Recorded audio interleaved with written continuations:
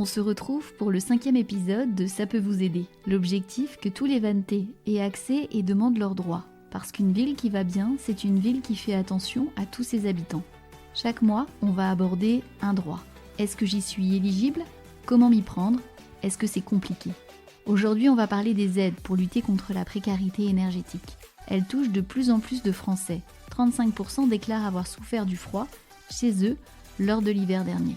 La première aide, c'est le fonds énergie eau, géré par le conseil départemental, avec le soutien de la ville de Vannes.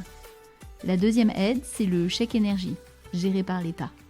La Vantaise qui a accepté d'apporter son témoignage, c'est Karine. On l'écoute avant de retrouver les conseils de Claire Veillon, référente de l'accès au droit à la ville de Vannes.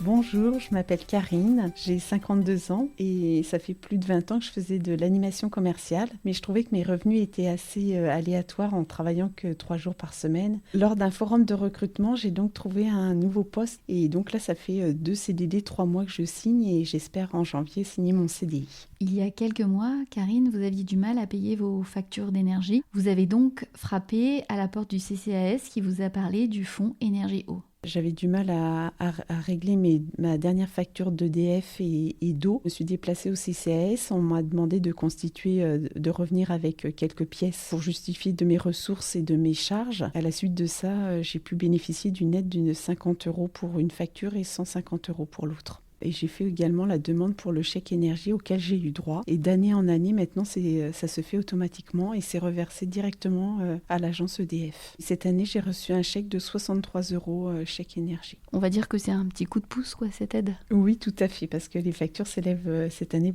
bien plus élevées. Il faut que je prévoie à peu près plus de 160 € par mois de facture EDF. Il faut être de plus en plus rigoureux sur la gestion du budget. Tout de suite, on retrouve Claire Veillon qui va nous donner ses bons conseils. Bonjour, je suis Claire Veillon, référente accès au droit au CCAS de la ville de Vannes. Comme Karine le disait, il y a l'aide le fonds énergie eau, qui est une aide dont le barème est fixé par le département du Morbihan. La ville aussi de Vannes participe et contribue à cette aide. Un vrai coup de pouce qu'on peut demander une fois par an pour justement régler un impayé concernant une facture d'eau ou d'électricité. Ce sont plus de 300 aides, 300 fonds énergie eau qui ont été accordés en 2024, un montant qui dépend de la facture et de la composition familiale. En quoi c'est important, Claire, de se signaler auprès du CCAS ? Ce qu'il faut savoir, c'est qu'en prenant rendez-vous au CCAS pour une demande de fonds énergie eau, nous, en tant que CCAS, on peut contacter le fournisseur de l'usager afin de protéger le dossier. C'est-à-dire que pendant 2 mois,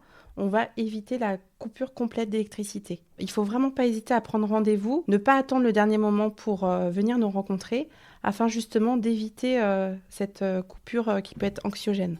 La deuxième aide dont Karine nous a parlé, c'est le chèque énergie, géré par l'État. Quel est votre rôle si on vient vous voir au CCAS ? Mon rôle consiste à aider la personne à remplir le formulaire, vérifier les informations stratégiques qu'il y a sur le formulaire pour que le chèque soit bien adressé au bon foyer.